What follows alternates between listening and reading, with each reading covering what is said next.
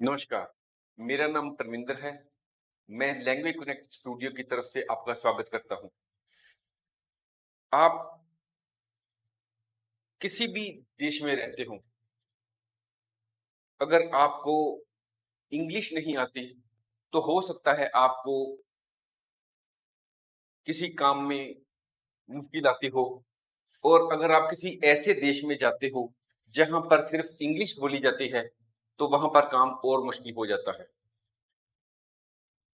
आजकल बहुत सा लिटरेचर जो है, वो भी इंग्लिश में ही मिलता है।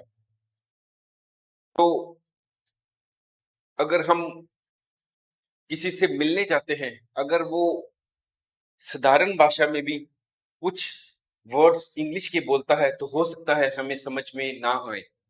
तो इसलिए ये ज़रूरी हो जाता है कि हम भी इंग्लिश के बारे में थोड़ा बहुत जान लें।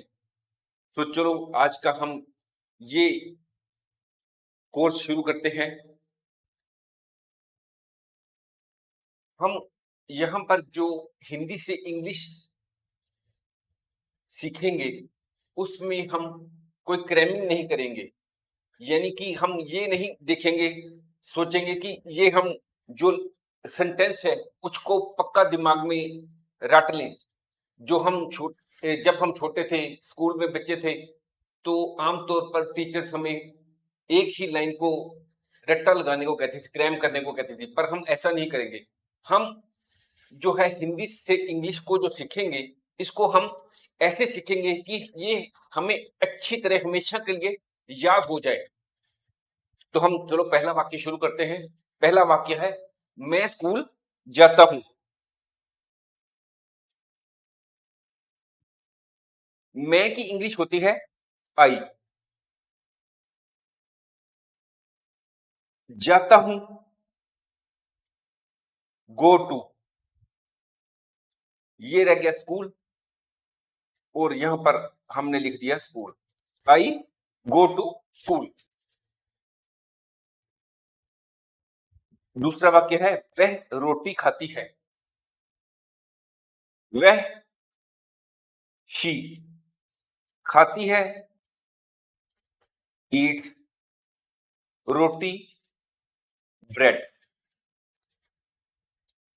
ये भी हो सकता है कि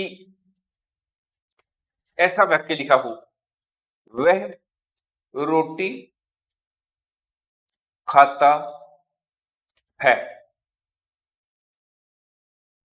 हिंदी में जो वर्ड होता है, शब्द होता है वह, उस वह मेल और फीमेल के लिए वह शब्द का ही प्रयोग करते हैं। पर जब हम इंग्लिश में बात करते हैं, तो अगर खाने वाला मेल है, तो उसको हम कहते हैं ही।